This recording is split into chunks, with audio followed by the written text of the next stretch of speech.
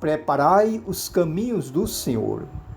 Estas palavras nós acabamos de escutar, pronunciadas pelo profeta João Batista, o último dos profetas antes da chegada do Messias. Quais são estes caminhos? São diferentes dos nossos? São contrários aos nossos? Devemos abandonar os nossos caminhos para merecer os caminhos de Deus? Uma passagem do Antigo Testamento declara: tanto quanto o céu está distante da terra, assim também se distanciam os nossos caminhos. Mas essa era a mentalidade da antiga aliança. Antes de Jesus chegar, Jesus veio e encurtou essa distância. Como escreve São Paulo, embora sendo de condição divina, ele se fez igual a nós em tudo, menos no pecado. Como proclama o Evangelho de São João, o Filho de Deus se fez carne e habitou entre nós. Noutras palavras, a palavra de Deus se fez pessoa humana e veio morar em nosso meio. Nós devemos superar essa mania de jogar Deus contra os seres humanos ou os seres humanos contra Deus, como se as duas partes fossem irreconciliáveis, ou só pudesse haver reconciliação por meio de grandes castigos e punições. Ora, se Jesus deixou o reino dos céus para habitar a nossa terra, é prova de que ele escolheu caminhar conosco para cumprir sua tarefa de nos redimir. Nós não temos que abandonar os nossos caminhos e sim descobrir aí os sinais da presença de Deus e corrigir aquilo que contraria os seus ensinamentos. Por isso, João Batista prossegue dizendo, na sua linguagem figurada: endireitai as veredas, aterrai os vales, aplanai os montes e colinas, consertai as passagens tortuosas. Nestas últimas semanas do ano, nós costumamos montar uma árvore de Natal, armar um presépio como o de Belém, iluminar as fachadas das casas e dos edifícios. Ainda que essas tradições culturais sejam belas e significativas, elas apenas simbolizam o Natal. E os símbolos tanto podem revelar como podem disfarçar a realidade. Decorar as ruas e praças e casas não é a mesma coisa que preparar os caminhos do Senhor. Esta preparação envolve todo o nosso ser, corpo e espírito, corpo espiritualizado pela fé e espírito encarnado em formas materiais. Por isso, supõe um perfeito equilíbrio entre estas duas faculdades da nossa natureza. E é aí que não poucas vezes conspiramos contra nós mesmos. O corpo tem pressa, corre, acelera, desembesta, julgando que a alma vai acompanhá-lo naturalmente. Engano nosso. A alma tem seu ritmo próprio e não obedece aos movimentos que impomos ao corpo para satisfazer aos nossos desejos. A alma se move com autonomia. Quando rompe-se o equilíbrio, a pessoa se desgasta, se estafa, se deprime, adoece. Então o médico diz: você precisa urgente de repouso. Repouso absoluto.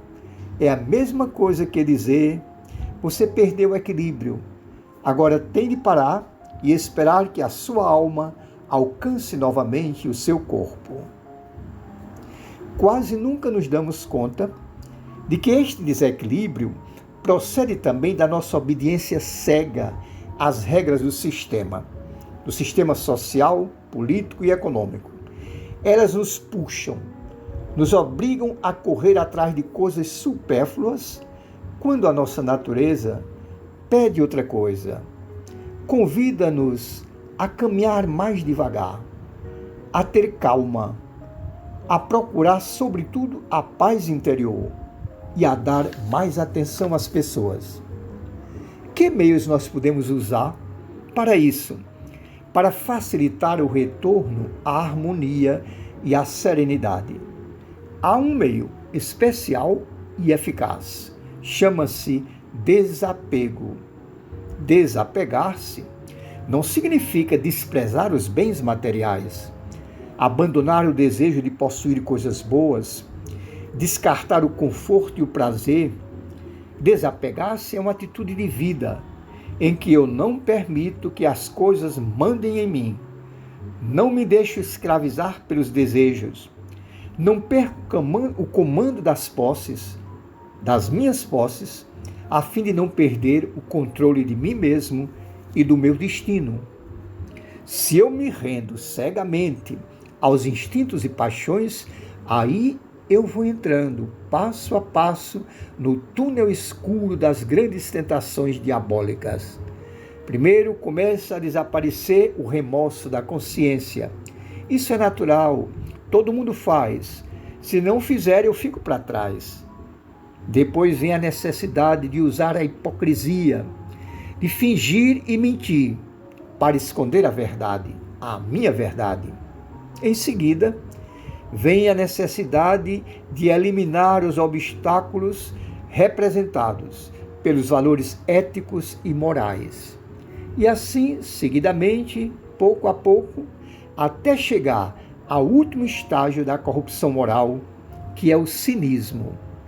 É isso precisamente o que nós estamos assistindo nas mais altas esferas do mundo da política e do poder econômico.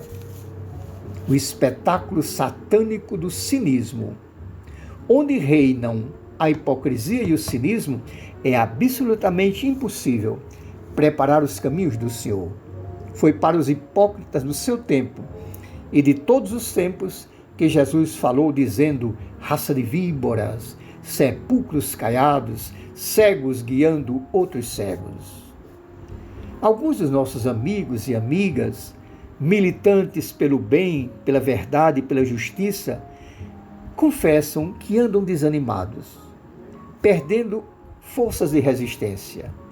Em que é que nós baseamos a nossa capacidade de resistir, de cumprir nossa função na vida? É no que nós temos, no que sabemos e no que podemos. Tem hora que estes pilares desabam. Tem hora que experimentamos o vazio total. Não sabemos nada, não podemos nada. E o que temos é inútil para cobrir as carências que nos deprimem. E aí? Aí vale uma coisa, e esta é essencial: o que somos. Somos muito mais, infinitamente mais do que pensamos. Aí chega a hora de recorrer às nossas forças de reserva, as forças guardadas em nossa natureza para as grandes emergências. E quem é que guarda estas forças? É o poder da fé, é a luz da fé. É essa luz que aciona a esperança e nos mostra que a nossa capacidade de viver é inesgotável. A partir daí, deixamos de olhar o mundo de maneira negativa. Até mesmo a presença do mal nos convida a pensar positivamente. É também a força de errar que descobrimos o caminho certo. É também a força de cair que descobrimos o milagre de estarmos de pé. É também a força de lutar e continuar lutando que aprendemos as chances de vencer. São Paulo escreve: tudo contribui para o bem daqueles que amam a Deus. E Santo Agostinho acrescenta, inclusive, o pecado. Preparar os caminhos do Senhor não nos dispensa de encontrar erros, pecados, derrotas, fracassos, mágoas, feridas pelo meio do caminho. Aquele que fez esta proclamação, preparai os caminhos do Senhor, o profeta João Batista, é chamado também de a voz que clama no deserto.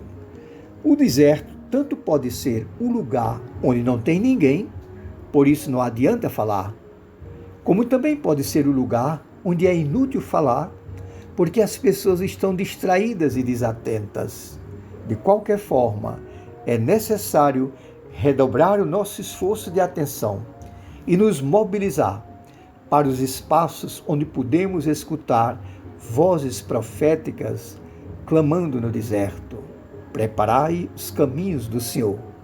E não esqueçamos que algumas destas vozes proféticas são de crianças, as únicas que olham tudo com pureza de intenção.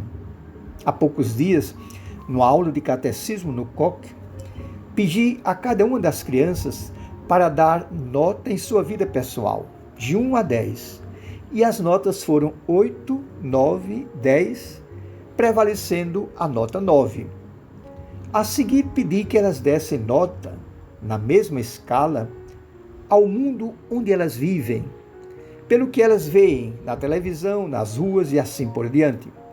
E as notas foram 1, 2, 3, a maioria 2. Como é possível isso? Sentir-se bem morando em um mundo mau? Temos que perguntar às crianças, só elas saberão nos responder.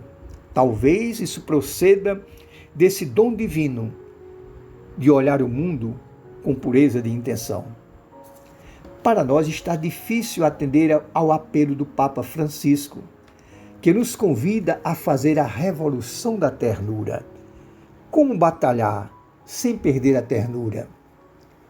Sem deixar de partilhar com as pessoas queridas a melhor parte da existência, a canção essencial da vida. Quem é que canta a canção essencial da vida? São os pássaros, são as plantas, é o vento, é a natureza. São também as crianças com a sua pureza.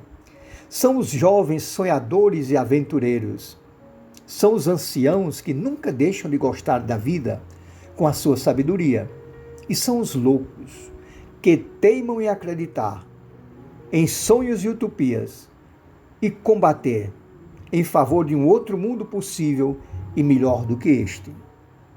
Nesses últimos dias do ano, vamos recarregar as baterias da alma com o poder da fé, para enxergar a presença de Deus por toda parte, inclusive ali onde tudo parece comprovar que Ele está ausente.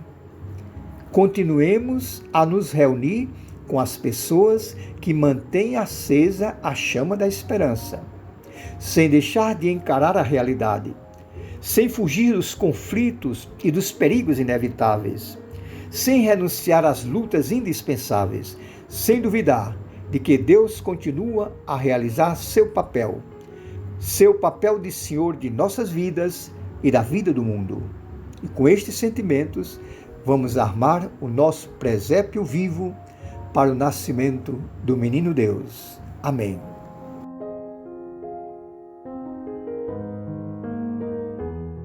A minha alegria de poder, todos os domingos, celebrar essa Eucaristia com vocês, me leva a lhe fazer um pedido, para você curtir esse vídeo e inscrever-se na TV MTC. Você está contribuindo para a formação da classe trabalhadora, está contribuindo também para ampliar a consciência de que nós devemos comunicar nossos valores, nossas convicções, nossos sonhos, e isso tudo através dessa fabulosa tecnologia. Curta esse vídeo e inscreva-se na TV MTC. Muito obrigado.